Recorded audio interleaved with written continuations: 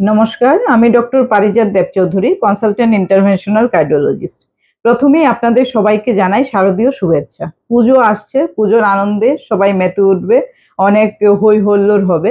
কিন্তু এর মধ্যে আপনাদের হার্টকে কিন্তু সুস্থ রাখতে হবে। পুজোর সময় দেখা যায় নানা কারণে অনেকেরই হার্ট অ্যাটাকের ঝুঁকিটা বেড়ে যায়।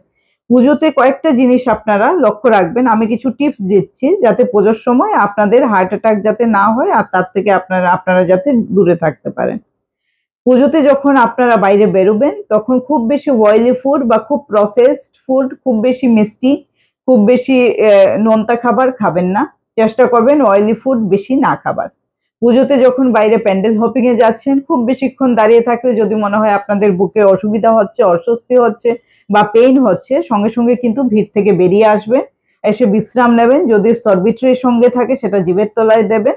খুব অসুবিধা হলে যে কোনো পারিপার্শ্বিক হসপিটালে যাবেন।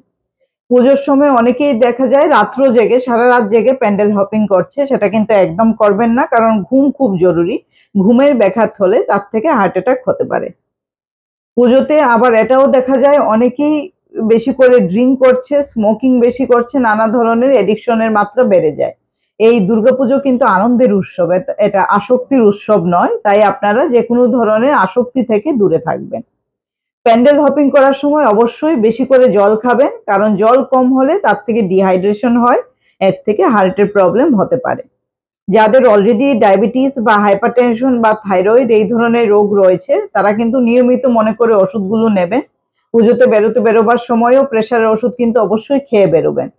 বাড়িতে যদি কোনো সময় এরকম হয় পুজোতে কারোর বুকে পেইন হচ্ছে বা শ্বাসকষ্ট হচ্ছে, পালপিটেশন মানে বুক ধড়ফড় হচ্ছে, সঙ্গে সঙ্গে আপনারা দেরি না করে সরবিট্রিট দেবেন বা পাশের কোনো হসপিটালে নিয়ে যাবেন। পুজো আপনাদের ভালো কাটুক, আপনারা সবাই সুস্থ থাকুন, এটাই আশা করি।